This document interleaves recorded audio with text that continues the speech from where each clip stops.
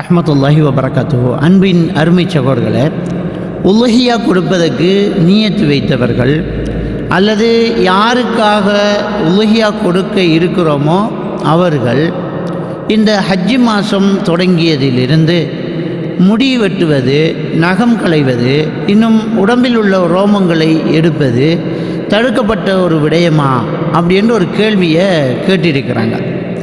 இந்த விஷயத்தில் முஸ்லீம் கிரந்தத்தில் பதிவாயிருக்கக்கூடிய ஒரு ஹதீஸில் இந்த ஹஜ்ஜி மாதம் நுழைந்து விடுமாக இருந்தால் உலஹியா கொடுப்பதற்கு எண்ணம் வைத்தவர்கள் நகம் களைவதையும் முடி களைவதையும் நிறுத்த வேண்டும் அப்படிங்கிற ஹதீது வருது. அந்த ஹதீதில் யாருக்காக உலஹியா கொடுக்க இருக்கிறீர்களோ அவர்களும் அப்படிங்கிற ஒரு செய்தி இல்லை. அது ஒரு சிலருடைய கருத்தாக இருக்குது. அதனால் அதை சிலர் ஹதீது என்று அப்படி நினச்சிக்கிட்டாங்க. அப்போ உலஹியா கொடுக்கறதுக்கு எண்ணம் வைத்தவர்கள் இந்த மாதம் நுழைந்து உலஹியா கொடுக்க எண்ணம் வைத்தால் அப்படியே ஹதீஸில் வருது. ஒரு சிலர் இந்த மாதத்துக்கு முன்னாலேயே உலஹியா கொடுப்பதுக்கு நியத்து வச்சுருவாங்க. அப்போ நம்ம இந்த வருஷம் உலஹியா கொடுக்கணும் அப்படியே நியத்து வச்சுட்டாங்கன்னு சொன்னால் அவங்க இந்த துல் ஹஜ் மாதம் புரை தென்பட்டதிலிருந்து புரை ஒன்றிலிருந்து உலஹியா கொடுக்கும் வரைக்கும் நகம் களையக்கூடாது, முடி களையக்கூடாது, உடம்பில் உள்ள ரோமங்களை களையக்கூடாது. ரெண்டாவது விஷயம், இந்த மாதத்துக்குள்ளே எங்கேயாவது ஒரு இடத்துல துல் ஹஜ் மாதம் தொடங்கியாச்சு, இப்போ ஒரு புரை 4, 3, புரை 5, 6, 9 இருந்தாலும் பரவாயில்ல. அப்போ அந்த மாதத்துக்குள்ளே ஒருத்தர் நம்ம உலஹியா கொடுத்துடலாம் அப்படின்ற ஒரு முடிவுக்கு வர்றார். ஏன்னா நேரத்தோடைய நமக்கு வசதி வாய்ப்புகள் இல்லாமல் இருக்கும்.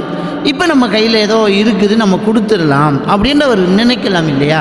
அப்படி நினச்சிட்டாரண்டா எப்போ அவர் நியத்து வைக்கிறாரோ அப்போ அவர் என்ன செய்யணும், நகம் வெட்டுறது, முடி களைகிறத நிறுத்தணும். இது நபிகள் நாயகம் ஸல்லல்லாஹு அலைஹி வஸல்லம் அவர்கள் நமக்கு சொல்லித்தந்த ஒரு விடயம்.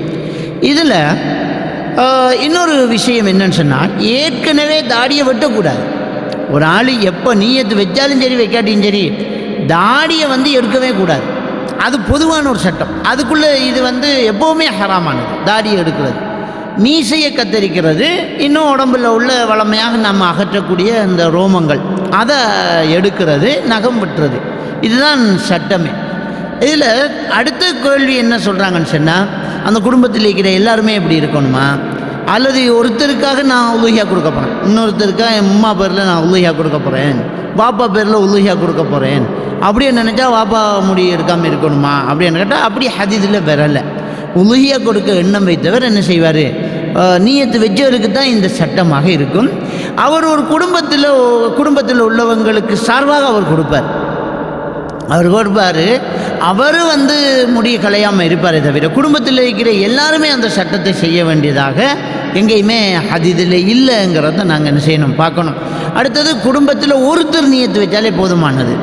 அபு அய்யூபில் அன்சாரி ரலியல்லாஹு தஆலா அவங்க என்ன சொல்கிறாங்கன்னு சொன்னால், குடும்பத்தில் ஒருத்தர் கொடுத்தாலே போதுமானது அப்படிங்கிறாங்க. ஏன், அவர் காலத்தில் பெருமைக்காக குடும்பத்திலேயே பல உலஹியாக்கள் கொடுக்கப்பட்டுச்சு.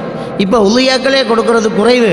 அப்போ அதிகமாக கொடுத்ததுனால அவர் என்ன செய்கிறாருன்னு சொன்னால், ஒரு வருஷம் நான் உலஹியா அந்த வருஷம் கொடுக்க மாட்டேன், ஏன்னா இது அவ்வளோ பெரிய ஒரு சுன்னத்தாக எடுக்கிறாங்க, அதாவது அவ்வளோ பெரிய ஒரு கடமையாக எல்லாரும் கொடுக்கணும் அப்படின்னு நினைக்கிறாங்க, இப்படி ஒரு மாயை வந்துடக்கூடாது அப்படிங்கிறதுனால என்ன செய்கிறாருன்னு சொன்னால் ஒரு வருஷம் கொடுக்காமல் இருக்கிறார். எங்கள் காலத்தில் குடும்பத்துக்கு ஒருத்தர் தான் கொடுப்போங்கிறாங்க. எனவே ஒரு குடும்பத்துக்கு சார்பாக ஒருத்தர் கொடுத்தாலே போதுமானது. நியத்து வச்சவர் மட்டும் இந்த சட்டத்தை பின்பற்றினா போதும். இன்ஷா அல்லாஹ் அடுத்து நம்ம உலஹியா கொடுக்கக்கூடிய அந்த பிராணிகளுடைய வயது எல்லைகள், அது எப்படியெல்லாம் இருக்கணும், அதனுடைய சட்டங்கள் என்ன அப்படிங்கிற விஷயங்களை இன்ஷா அல்லாஹ் அடுத்த தொடரில் நாங்கள் பார்ப்போம். இது உலஹியா கொடுக்க நியத்து வைத்தவர்களுக்குரிய சட்டமாக இந்த பதிவை நாங்கள் பதிவிடுகிறோம். இன்ஷா அல்லாஹ் அடுத்த தொடரில் இது சம்பந்தப்பட்ட பல விஷயங்களை நாங்கள் பார்க்கலாம்.